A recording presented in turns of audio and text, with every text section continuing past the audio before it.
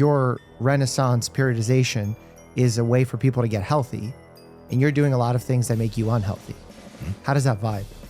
Mind you, Mike Israetel, Greg Doucette, Jeff Cavalier, Athlete X are all 50 years old, cranking testosterone or other supplements. I think Mike's like 40 years old. 41 years old? 41, holy crap. I thought this guy was like 55. Timeout. Okay, before the hate comments start showing up, I've said it many times before, Mike gets the OG educator badge because he's been around preaching, teaching, and educating fitness in the real world before YouTube was ever a thing, unlike all the other popular fitness influencers that have only been around training themselves. Oh my God. No, no, no, no. All right, kids, that's a lesson right there. That's what bodybuilding and steroids will do to you. We don't have to go any further with this video. Okay, point one, OG educator aside, why are we following this guy? He is not athletic one bit. Look at that broad jump. All right. He's broken and has zero awareness of his own body. Your arms, place your feet. We do have to stick that landing so we can measure it though.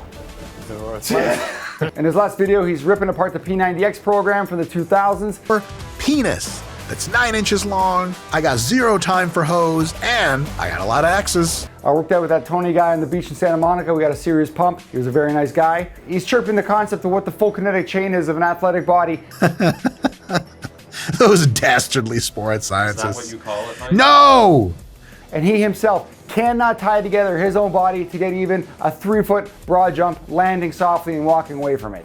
These are what broad jumps are supposed to look like from guys that are the same age, my buddies, athletes, as Mike Israetel. Check these jumps out.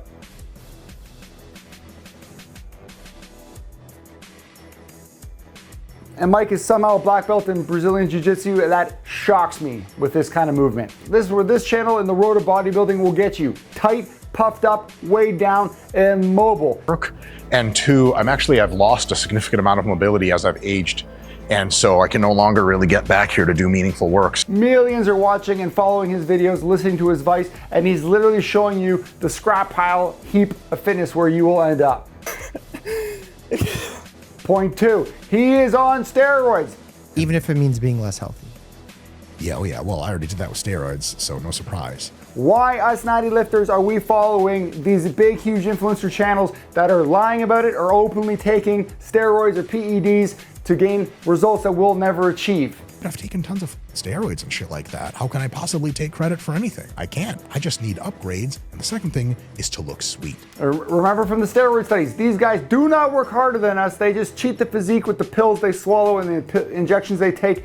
The control groups in the studies on steroids gained as much muscle mass not working out as the group working out clean, okay? They do not work harder than us. They just appear that way. And from the insane lack of athleticism, why would we ever want to aspire to be like these movers? Here's some photos of on-cycle, off-cycle of popular fitness personalities you might recognize, and it's just true. They're not as big as you think until they're on the substances that get them that way. Huge, not huge. Absolutely jacked, not jacked at all. Okay, stop following these steroid influencers and find the best natty channels out there and give them the views they deserve. Here's just a quick list of natty channels that I could put up. And if you think that's a good video for me to shout out to you guys, giving you the top 10 channels to actually follow, let me know in the comments. Point three, he's not even in shape. You know, at 55, I would have given him some more leniency on his look, but at 40, there's no excuse to be in the shape that he is. This is fast for me. There's supposed to be a run outside for 800 meters. Nah. And just remember, the body composition of the jacked, chiseled bodybuilders you see is just them starving and dehydrating themselves for 2 months to a show. So look at them the way they are when they carry themselves off season. He's got no definition, carrying excess body fat, unacceptable to be top of the pyramid, top of the tier, looking that way. Look at him next to this photo video with him and Thor, carrying tons of excess body weight. And he just recently did that super aggressive drastic surgery, basically liposuction, to suck off his love handles and back fat. Do you feel like you made a mistake now? No, this is amazing. Really? Yeah. What's amazing? And seeing that I don't have love handles and seeing them no longer to be artistically expressive here, not poisoning the rest of my physique anymore. Instead of resorting to any attempts at maybe fasting. You could lose like 5 to 10 pounds of just bloat, just like under the skin craps. Going on a diet, getting into a calorie deficit for a while. Dietary control has a bigger impact on aesthetics than lifting does on average by several factors, mostly because the number one reason that the average person isn't as aesthetic they would want to be today in Western society and modern society is that they're over fat. Picking up more endurance sports and cardio, the things that he preaches and hates. If you're trying to burn a crap load of calories to lose as much weight as possible, for example, in some short period of time, this is a very important question. All those things he chirps on his channel. Other people say it's great. Well, like, fuck all those other people. I'm going to eat those people when I see them next time and I'm on a fast. Instead of going to them to help him lose weight, resorting to that nasty procedure instead. But I don't, because I just have the flabby gut situation. Thinking about potentially going to that next level of surgery and getting my 2 bottom ribs broken inwards to have an even cooler, even smaller waist. So eventually I'll do something like that because it'll be sweet. I would even say he might have tried Ozempic before he goes that route. I just asked. I asked. Yeah, I asked. We just asked. Is Ozempic right for you? Just ask your doctor or visit ozempic.ca. You at home at 40 years old should easily be able to maintain a 6-pack if you work out 3 to 5 times per week, adding in some cardio, eating right, working hard, sleeping, and recovering properly. That is the equation. There is no other super secret tips and tricks or fitness supplements to take. Maybe some whey protein powder, but the rest is just take your money. Or for trips, going on trips or whatever, daytime driving, nighttime driving. Watch my protein audit and creatine audit videos if you want to dig deeper into just seeing how much of a mockery it is behind the scenes. We only and have only ever used Creapure.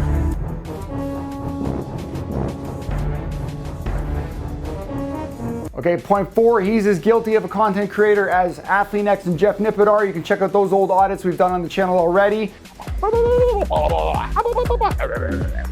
They regurgitate the same information like a bad Men's Health magazine subscription month after month, reusing the exact same tips and tricks, videos, and advice to spit out to you. We're talking today about chest. It's the most effective chest workout. Today I'm going to show you a chest workout that's going to maximize your chest development. For more views. Top 5 favorite exercises. He's going to show us 5 of some of his favorite chest exercises. They're not showing you anything new. And in our Circus Chest Day contradictions video, we proved he contradicts himself just like Nippert and AthleanX. Mainly overrated. 100%. That's the resistance profile.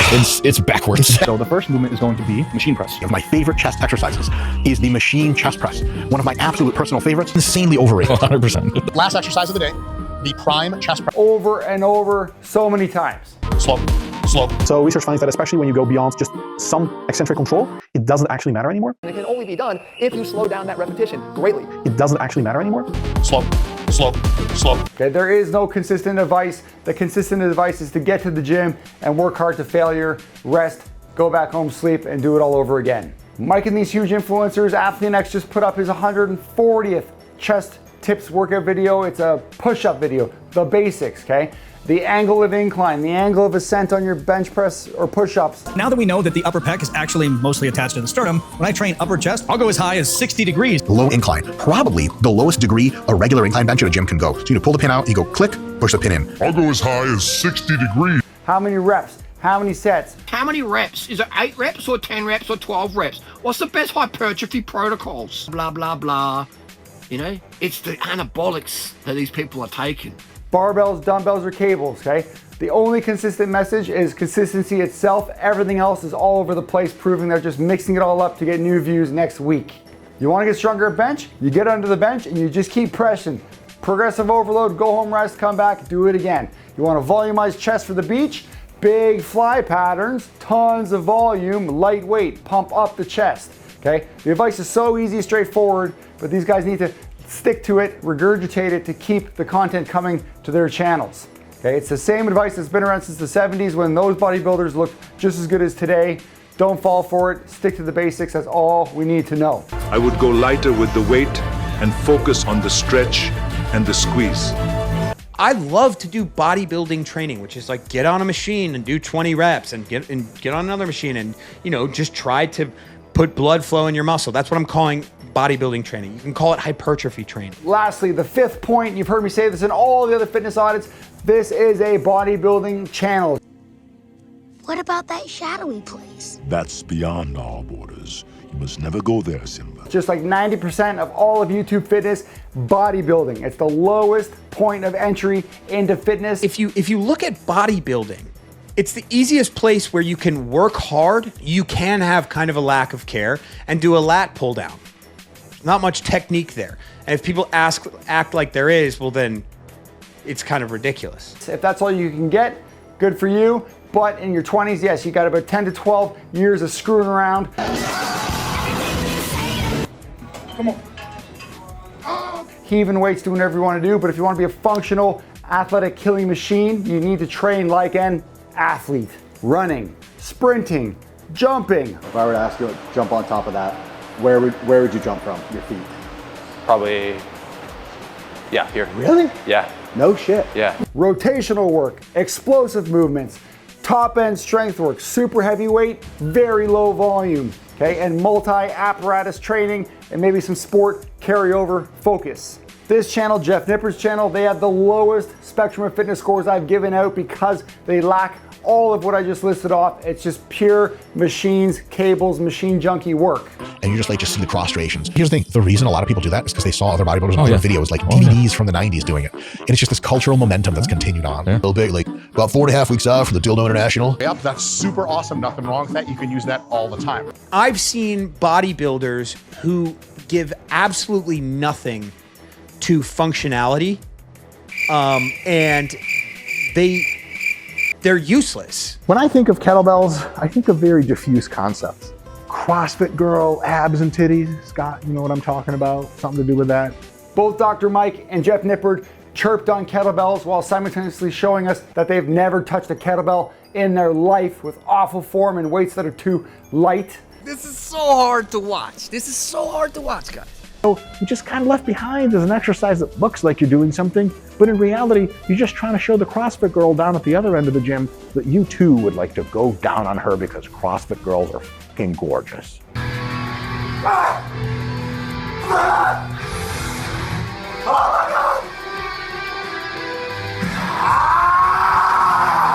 This is the kettlebell world champion doing a 10-minute no breaks long cycle with two 70-pound kettlebells, non-stop, no breaks.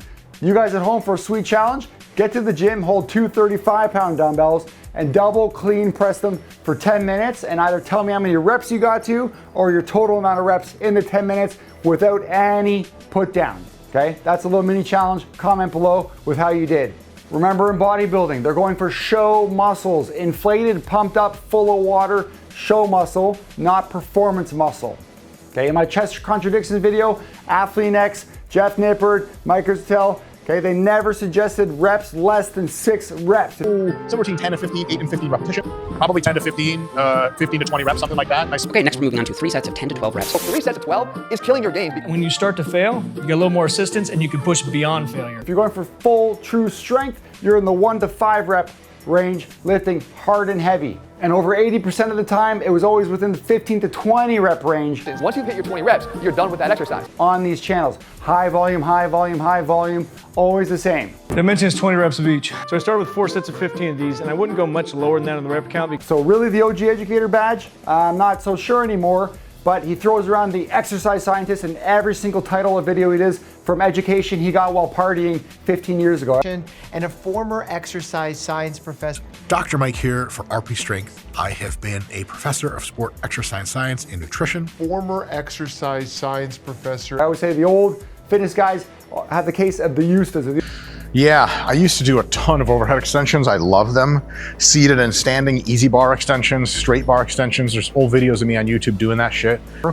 And 2, I've lost a significant amount of mobility as I've aged. And so I can no longer really get back here to do meaningful work. The old athletes, I used to bench 315. Oh, I used to run a 440. He actually coaches people in the real world, unlike most of the fitness influencers you follow that have only ever trained their own body to look good. Think of that for a second.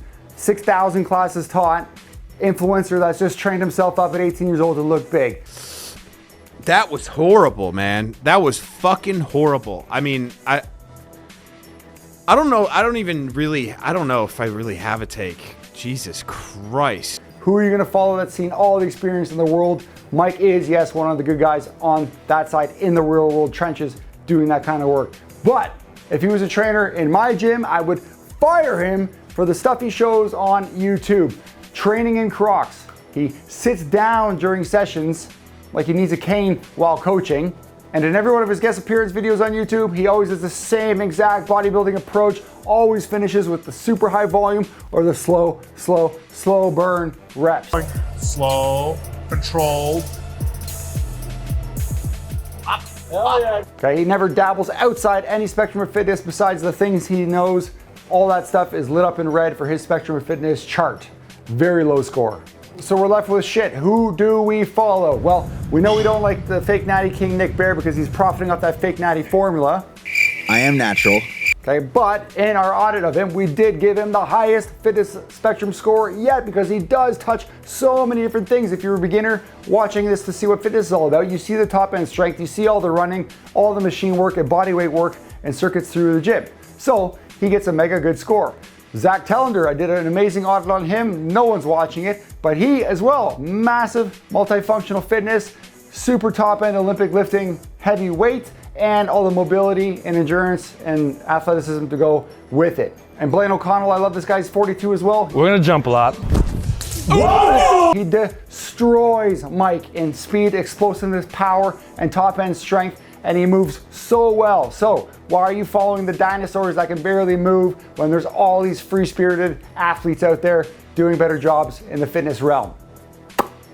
So comment below, tell me who you think is a good role model for all of us to follow. I'll jump in with my 2 cents in a reply and start to compile an amazing list of natural, gifted athletes that we should start to follow instead of these huge, broken, slow, one-dimensional bodybuilding channels. You know, I'm biased because I want strength, athleticism, functionality, whereas a lot of this stuff, you're just, you know, it's